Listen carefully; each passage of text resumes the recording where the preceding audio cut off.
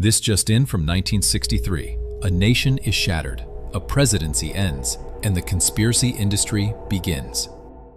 Every era has its breaking news. We just deliver it 60 years too late. Welcome to the Daily Doom, Historical Edition. November 22nd, 1963. A sunny day in Dallas. Proof that sometimes even the weather can't warn you.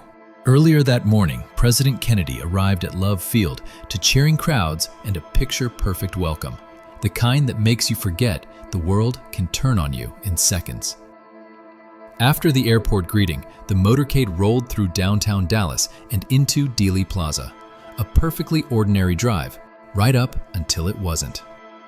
President John F. Kennedy rides through Dealey Plaza in an open-top limousine, waving to crowds, smiling, and demonstrating the kind of optimism you only have when your Secret Service still thinks risk assessment is optional. The motorcade turns onto Elm Street, the final ordinary moment in American history. Within seconds, everything changes.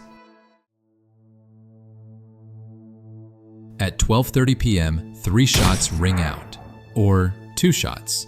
Or maybe more. Depends which documentary you watched, which uncle you talked to, or which overconfident stranger you're willing to trust. But one thing is certain. President Kennedy is struck, Governor Connally is wounded, and Dealey Plaza becomes the most analyzed square of concrete on Earth. People scream, duck, run, and one man keeps filming.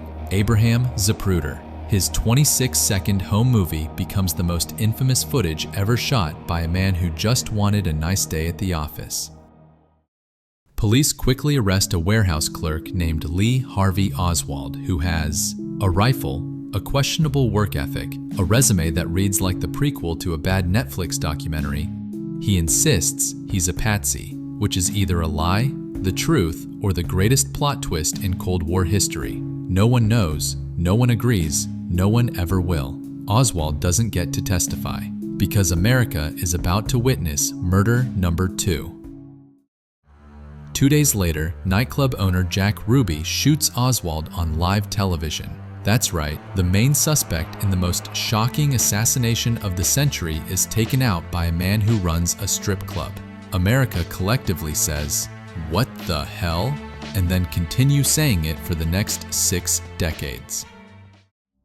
The government responds the way governments always do, by forming a commission. The Warren Commission concludes, Oswald acted alone. 3 shots. Case closed. Please stop asking questions. The public responds by immediately asking questions. This is the moment America becomes the conspiracy capital of planet Earth. Because when you combine Cold War paranoia, grainy home video, and a gunman with the charisma of a damp sponge, you get generations of people screaming over each other on late-night AM radio.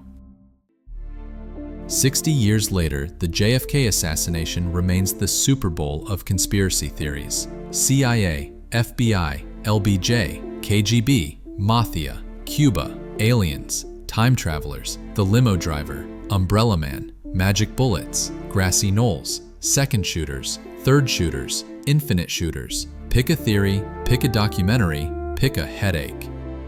Every year, new files are released, and every year they reveal nothing, proving once again that the US government is only good at 2 things: making paperwork and not answering questions. But one truth remains. Dealey Plaza wasn't just where a president died. It's where America's ability to trust anything also died. Before the gunshots and the endless theories, there was the man himself, a president who inspired crowds, challenged a nation, and carried the kind of promise you only see once in a generation. A life driven by momentum, speeches, smiles, diplomacy, hope, all moving forward at full speed, until the moment everything stopped at once. Because that's the cruel truth of November 22nd, 1963, a rising arc cut clean in half, leaving the country to argue about the ending for the next 60 years.